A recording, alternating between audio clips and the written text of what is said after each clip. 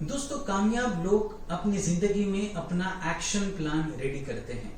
दोस्तों, अगर आपको अपनी जिंदगी में कामयाब होना है तो आपको एक इफेक्टिव एक्शन प्लान बनाना पड़ेगा। दोस्तों, आने वाले हफ्ते में मैं क्या करने वाला हूँ, आने वाले महीने में मैं क्या करने वाला हूँ, आने वाले साल में मैं क्या करने वाला हूँ। मैं अगर स्टूडेंट हूँ तो कैसे मैं स्टडीज करूंगा, अगर मैं बिजनेसमैन हूँ तो कैसे मैं अपना बिजनेस चलाऊंगा, अगर मैं एक नेटवर्क लीडर हूँ तो कैसे मैं अपने नेटवर्क को आगे बढ़ाऊंगा। तो हर चीज के लिए दोस्तों एक जरूरी चीज होती है एक effective action plan.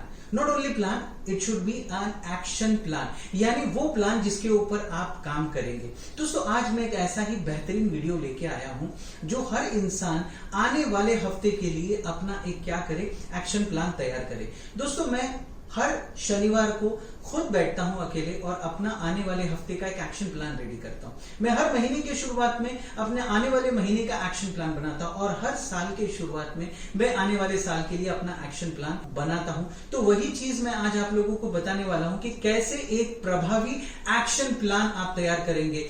Create an effective action plan. एक ठोस एक्शन प्लान बनाने की शुरुआत हमेशा पहले मन में एक क्लियर मकसद, विजन या गोल के साथ में हुआ करती है। आप अभी हाल में जिस भी हालत में हो, ये आपको आपके जरिए चाहे हुए मकसद तक लेकर जाने के लिए तैयार किया जाता है। एक अच्छे से तैयार किए हुए प्लान के साथ आप आपके जरिए तय किए हुए किसी भी गोल्स को पाने में कामयाब हो सकते हैं।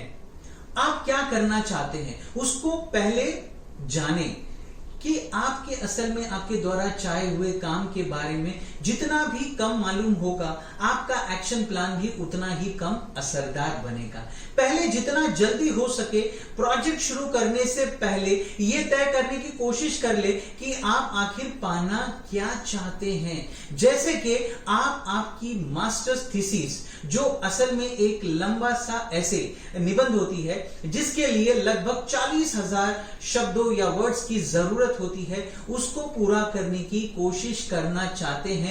इसमें एक इंट्रोडक्शन, एक लिटरेचर रिव्यू जिसमें आप आपकी रिसर्च को लिस्ट करने वाली और दूसरी रिसर्च पर डिस्कस करते हैं जो आपको इन्फॉर्म करती है और आपकी जो काम करने का तरीके को भी डिस्कस करती है। ऐसे कई चैप्टर्स जिनमें आप आपके आइडियाज को किसी ठोस एग्जाम्पल के साथ प्रैक्टिस में रखते हैं और एक कंक्लूजन शामिल होता है। आपके पास में इसे लिखने के लिए 1 साल का वक्त होता है। आपके गोल्स के लिए पीछे की दिशा में काम करें। पहले आपके लास्ट गोल को पहचानें, फिर उन सारी चीजों की एक लिस्ट बना ली जिन्हें आपको पूरा करना है। आपके गोल्स के हिसाब से आप आपके गोल्स तक पहुंचने के अलग अलग तरीकों के बारे में सोच सकते हैं। जब आपको आपके जरिए डिसाइड किए हुए गोल्स के बारे में मालूम हो जाए, फिर एक और भी प्रैक्टिकल प्लान तैयार करने में मदद पाने के लिए इसे छोटे छोटे स्टेप्स में बांट ले।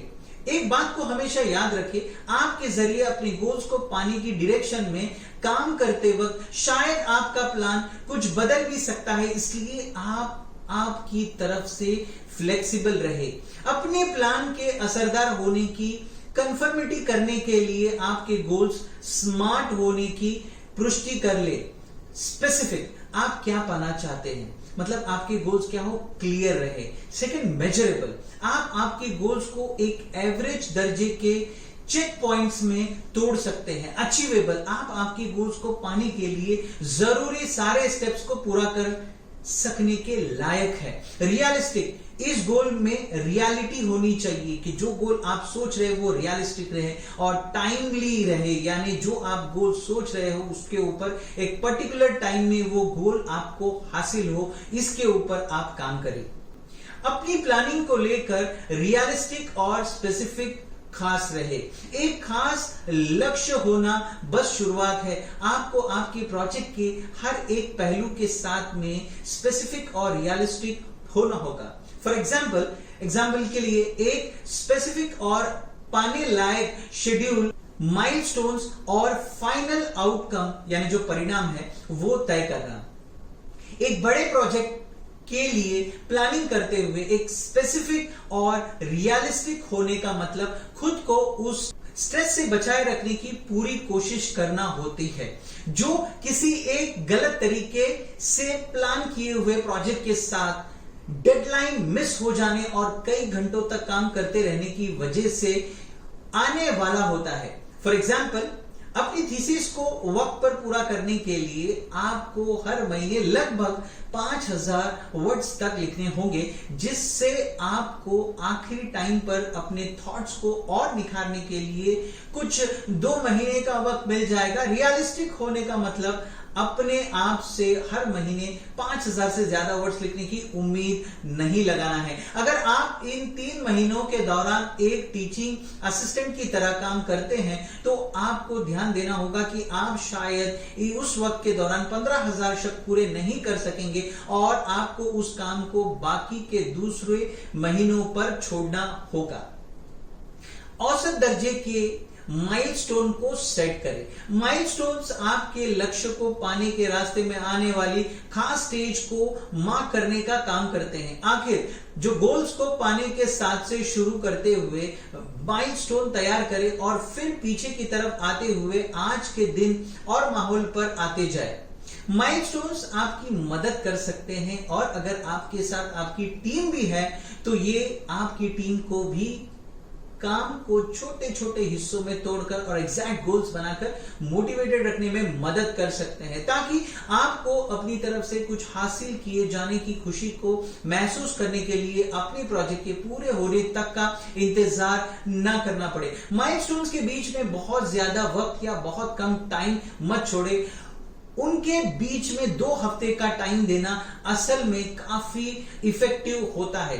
फॉर एग्जाम्पल, जब आप आपकी थीसिस लिख रहे हो तो आपने ऊपर चैप्टर के कंप्लीट होने के माइलस्टोन को सेट करने से बचे, जैसे कि इस पूरे होने में कई महीनों का वक्त भी लग सकता है। इसकी जगह पर कुछ छोटे छोटे माइलस्टोन तैयार करें, शायद वर्ड काउंट्स को हिसाब से हर 2 हफ्ते में, और उनके पूरे होने पर खुद को रिवॉर्ड दे, यानी उसको सेलिब्रेट करें। बड़े बड़े टास्क को छोटे मैनेज होने लायक हिस्सों में बांट ले। कुछ टास्क और माइलस्टोन दूसरों के मुकाबले में पाने में जरा मुश्किल लग सकते हैं। अगर आप किसी बड़े टास्क को लेकर बहुत वजन महसूस कर रहे हो तो इसके लिए जाने लायक छोटे और अच्छी तरह से मैनेज होने वाले हिस्सों में तोड़कर आप अपनी चिंता को कम कर सकते हैं और इसे और भी ज्यादा करने लायक बना ले। फॉर एग्जाम्पल, रिव्यू लिखने सबसे मुश्किल चैप्टर होता है, क्योंकि यही है जो आपको थीसिस की बुनियाद होती है और आपके रिव्यू को कंप्लीट करने के लिए लिखना शुरू करने से पहले ही आपको काफी रिसर्च और एनालिसिस करने की जरूरत पड़ेगी। आप इसे 3 छोटे छोटे टुकड़ों में बांट सकते हैं, रिसर्च, एनालिसिस और राइटिंग। आप चाहे तो अपने पढ़ने के लिए कुछ खास आर्टिकल्स और बुक्स को चुनकर इसे और भी छोटे हिस्सों में बांट सकते हैं और उन्हें एनालाइज करने और उनके बारे में लिखने के लिए डेडलाइन भी सेट कर सकते हैं। शेड्यूल की हुई लिस्ट बनाएं। माइलस्टोन्स को पाने के लिए पूरी करने लायक टास्क की एक लिस्ट बनाएं। सिर्फ एक लिस्ट अकेले ही इंप्रेसिव नहीं होगी, आपको इस लिस्ट को एक स्पेसिफिक, रियलिस्टिक एक्शन के साथ में टाइमलाइन को भी लिखना होगा। जैसे कि हम एग्जाम्पल देखेंगे, अपने रिव्यू को छोटे छोटे टुकड़ों में तोड़कर आपको मालूम होगा कि आपको किस काम को पूरा करना है और आप उन टास्क के लिए असली टाइम फ्रेम भी डिसाइड कर पाएंगे। शायद हर 1 या 2 दिन में आपको पढ़ने, एनालाइज करने और किसी एक रीडिंग के बारे में लिखना पड़े। हर एक चीज पर टाइमलाइन लगा दे। खास टाइम फ्रेम और डेडलाइंस के बिना कोई भी काम किसी दिए हुए टाइम पर पूरा नहीं हो पाएगा और इस तरह से कुछ टास्क तो कभी भी पूरे नहीं हो सकेंगे। आप आपके एक्शन प्लान के किस फेज से किस आइटम को चुनते हैं ये कोई मायने नहीं रखता। अगर कुछ जरूरी है तो वो ये कि आप लगभग हर एक चीज पर एक टाइम फ्रेम जरूर लगा दें। फॉर एग्जाम्पल, अगर आपको लगता है कि लगभग 2000 वर्ड्स को पढ़ने में करीब 1 घंटे का वक्त लगता है और आप एक 10,000 वर्ड्स वाले आर्टिकल को पढ़ रहे हैं तो आपको इस आर्टिकल को पूरा करने के लिए खुद को कम से कम 5 घंटे का वक्त तो देना ही होगा। इसके साथ ही आपको इस वक्त के दौरान अपने लिए कम से कम 2 मील यानी 2 बार खाने को भी ध्यान में रखना होगा। साथ ही हर 1 से 2 घंटे के बाद जब आपका दिमाग थक सा जाए तब लिए जाने वाले शॉर्ट ब्रेक्स को भी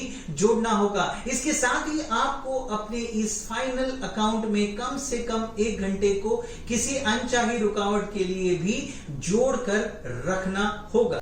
एक विजुअल रिप्रेजेंटेशन तैयार करें। एक बार आप आपके एक्शन आइटम को लिस्ट कर ले और एक स्पेसिफिक टाइमलाइन सेट कर ले, फिर आपका अगला कदम अपने प्लान के लिए एक विजुअल रिप्रेजेंटेशन तैयार करने का होना चाहिए। आप इसके लिए एक फ्लो चार्ट, एक गैंट चार्ट का, स्प्रेडशीट का या किसी तरह के बिजनेस टूल का इस्तेमाल कर सकते हैं। इस विजुअल रिप्रेजेंटेशन को किसी आसानी से पाए जाने लायक जगह पर रखें, फिर चाहे ये आपके ऑफिस की दीवार हो या हो सके तो स्टडी रूम भी सही रहेगा।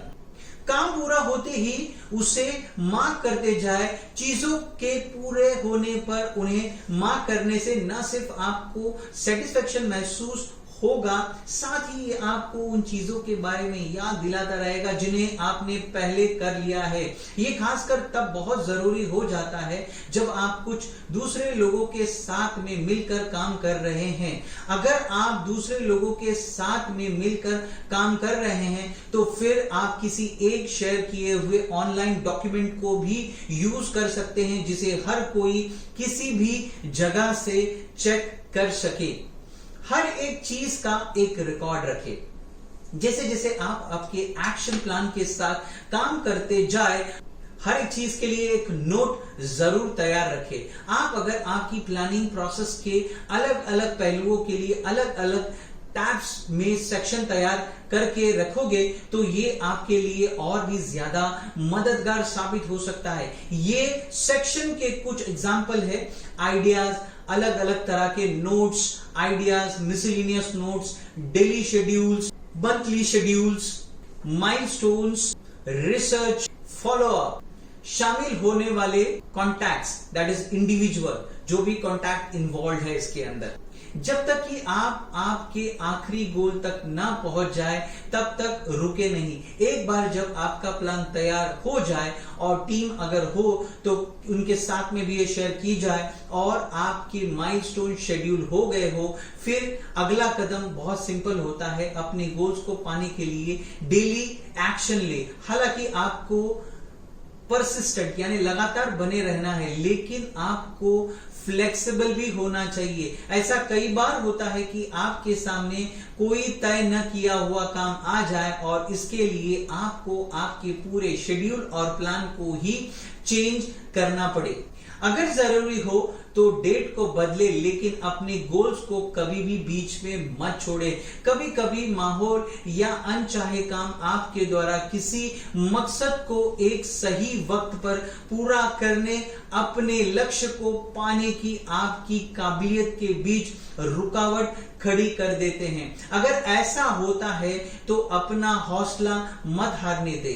अपने प्लान में कुछ बदलाव करें और फिर से अपने गोल्स को पाने की दिशा में वापस से काम करना शुरू करते हुए आगे निकल जाए।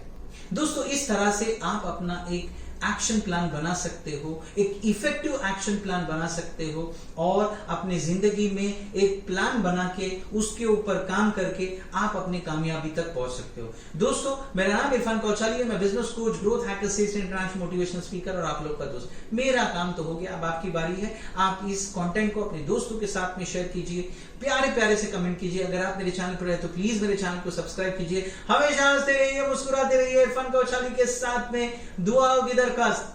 Thank you so much.